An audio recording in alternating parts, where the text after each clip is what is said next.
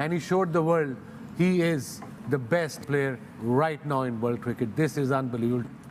ऐसी कभी इनिंग मैंने नहीं देखी अपने क्रिकेटिंग करियर में। हम अभी तक जो है उस हमें यकीन ही नहीं आ रहा कि हमने ये देखा है। हमने टेप बॉल भी खेली, क्रिकेट बॉल में क्लब क्रिकेट भी देखी। यहाँ पे पाकिस्तान में ऐसी ऐसी छोटी छोटी ग्राउंडों में भी ऐसा काम कभी नहीं देखा जो आज हुआ। जेकब डफरी 2 ओवरों में 38, मैट हेनरी 2 ओवरों में 28, दो ही ओवर किए सबने, किसी ने तीसरा ओवर नहीं किया। तो लिमिट है ना, T10 में 2 ओवर से ज्यादा कर भी नहीं सकते ना मेरे भाई। अच्छा वो सामने रख के खेल रहे हैं। लेकिन बासित भाई सूर्य कुमार यादव इस सीरीज से पहले कहा जा रहा था इसकी फॉर्म आ गई तो टीम इंडिया बैटिंग में और ज्यादा मजबूत हो जाएगी। संजू के तीनों मैचेस में रन्स नहीं आए, लेकिन अभिषेक शर्मा ने रिस्पॉन्सिबिलिटी ली, ईशान किशन आया, उसने इंटेंट अपना दिखाया, संजू भी रन्स कर गया, तो क्या होगा टीमों का? फिर 7 ओवर में बनेंगे रन्स, ये 150। इस तरह के प्लेयरों को ना फिर बॉलर को बहुत ज्यादा मेहनत करनी पड़ जाती है, जो चारों तरफ खेलते हैं, जिसके पास हर किस्म का शॉट हो ना। जैसे कुछ प्लेयर होते हैं जिनका मिड विकेट एरिया वगैरह स्ट्रांग होते हैं, वो ट्रैप हो जाते हैं, वो पकड़े जाते हैं।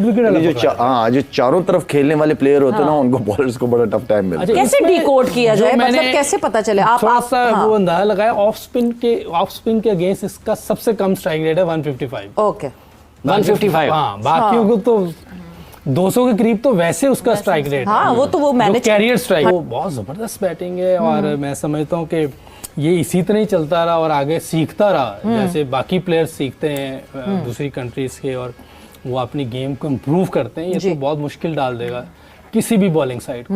मतलब वो स्पार्क इसमें दिख रहा है कि आगे जाके इसमें कोई शक नहीं। पावर और स्ट्रेंथ की, ये जो स्ट्रेंथ की बात कर रहे हैं यूसुफ भाई, स्ट्रेंथ यही है। स्ट्रेंथ को अगर आप एक दूसरा नाम दे दें तो वो कंसिस्टेंट होना है। स्ट्रेंथ का ये अभिषेक के पास पावर तो है ही, उसके पास स्ट्रेंथ है कि वो एक शॉट बार बार मार सकता है। बिल्कुल, वो सामने की जितनी भी बिल्कुल। तो ये चीज एक मेन होती है कि वो इसीलिए ये उसकी स्ट्रेंथ बन गई कि इसका उसके पीछे होमवर्क भी बहुत ज्यादा है कि उसने एक शॉट की पता नहीं कितनी हजारों में उसने रेपिटेशंस की हुई हैं। तो अब जैसे ही वो बॉल उसके एरिया में आता है तो वो लाइक एक आपके मसल मेमोरी बन जाती है ना, तो वो ऑटोमेटिकली रिएक्ट करता है। तो ये उसके पीछे मेहनत है, तभी ये उसकी स्ट्रेंथ बनी आज। सुबह वाले प्रोग्राम में हमने क्या बोला था कि यार कम से कम 250 भी बनाएंगे तो हार जाएगा न्यूजीलैंड, जिस तरह की पिचेस होती है ना गुवाहाटी में। लेकिन ये तो बिल्कुल ही इंडिया की क्लास बिल्कुल डिफरेंट हो गई है। मेरा नहीं ख्याल कि ऑस्ट्रेलिया भी पकड़ पाए इन्हें, बहुत मुश्किल है। इन इंडिया बहुत मुश्किल है T20 क्रिकेट में। बाकी क्रिकेट में टेस्ट मैच में भी मुश्किल मुझे लगता है, वनडे में पकड़ सकते हैं, लेकिन T20 और टेस्ट मैचेस में इंडिया में ऑस्ट्रेलिया के लिए भी मैं समझता हूँ बड़ा मुश्किल है।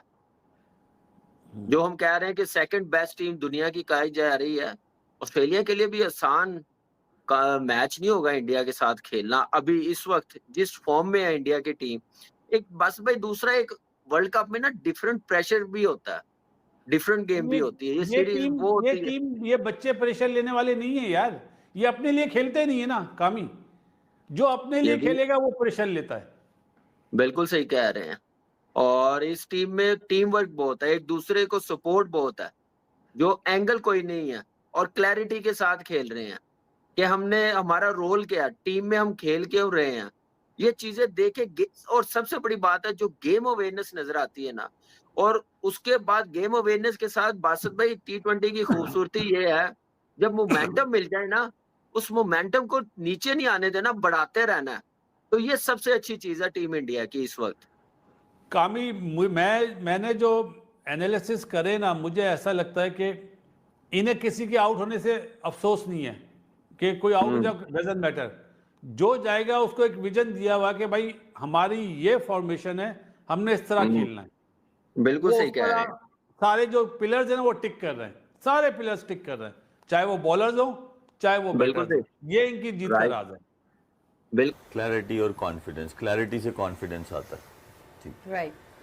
देखें Abhishek Sharma 16 matches 535 runs, average 33.43 का, स्ट्राइक रेट 193.84 का। क्यों है? ऐसा नहीं है कि हमारे प्लेयर्स नहीं खेल सकते, हमारे भी खेल सकते हैं। जो हम टैलेंट की बात करते हैं, टैलेंट ज़रूर है। अब टैलेंट को कॉन्फिडेंस कैसे दोगे? कॉन्फिडेंस दोगे उसे क्लैरिटी देके, लेकिन अगर उसे यही नहीं पता कि उसने 2 मैचेस के बाद तीसरे में होना है कि नहीं होना, तो उसका बेस्ट आपने निकालना है ना।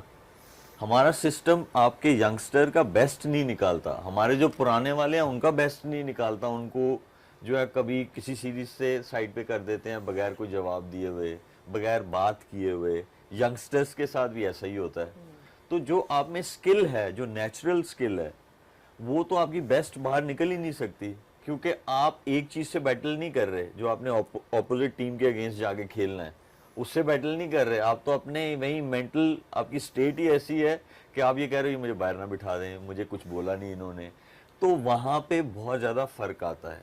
तो इस चीज में आना बहुत जरूरी है। इस चीज में हमें बहुत सारी इंप्रूवमेंट की जरूरत है कि क्लैरिटी, तभी आप क्लैरिटी सिर्फ ये नहीं है या जाओ भाई जाके धो दो जाके, ऐसा नहीं है। कपड़े नहीं है जो धो दो जाके वहां पे पूरा सारा प्रोसेस चाहिए। मैं सॉरी आपको काट रहा हूँ, मैं मिर्जा भाई और शेब भाई की बात में 1-2 चीज़ें ऐड करना चाहता हूँ। ये बात कर रहे हैं ना टेक्निक की और टैक्टिकली। ये टैक्टिकली आप उसकी कोचिंग करते हैं जब आप एस्टेब्लिश प्लेयर हो जाते हो। पहले इनिशियली आपको टेक्निक पे काम करना पड़ता है। हमारे यहाँ पे क्या है, अनफॉर्चुनेटली जब हमारा कोई प्लेयर स्टैब्लिश हो जाता है, वो पीछे उनकी हज़ारों लाखों दफ़ा रिपीटिशन हो जाती है, उसके एक्शन पे काम करते हैं या उसके बैटिंग पे काम करते हैं, या जब वो पाकिस्तान टीम में आता है तो उसके एक्शन पे या उसके टेक्निक पे काम करते हैं। हमारी जो सबसे बड़ी गलती है हमारे डोमेस्टिक सर्किट पे है। यहाँ पे अनफॉर्चुनेटली मैं ब्लेम नहीं करना चाहता कोचिज़ को, लेकिन उनका एक ही मकसद होता है कि वो क्रेडिट ले कि हमने ये ट्रॉफ़ी जीती है, ये फलाने की कोचिंग में हमने जीती है। कोई इस तरह नहीं, किसी को मैंने पिछले 8-10 सालों में नहीं देखा।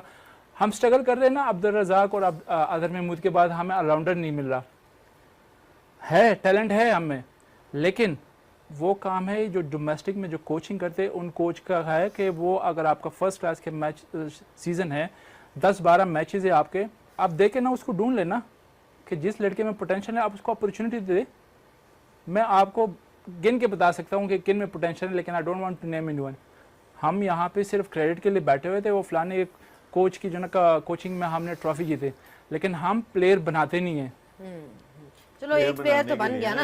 आज जो सारी है प्लेयर बनते हैं गुली, जो आप बात कर रहे हो ना, वो ये होता है कि जैसे हमारे कोचेज हैं या हमारे जिनकी भी एसोसिएशन है पाकिस्तान क्रिकेट बोर्ड के साथ, आप ये देखो कि उनमें इम्प्रूवमेंट आई है कितने सालों से है वो। मैं सिर्फ उनका कसूर नहीं कह रहा, ये पूरी चीज़ों का कसूर है। हम लोग वो जो टाइम आइडेंटिफाई करना है ना डोमेस्टिक क्रिकेट में जाके, वो पता है कहाँ हो रहा है कि मैं गुड बुक्स में रहूँ।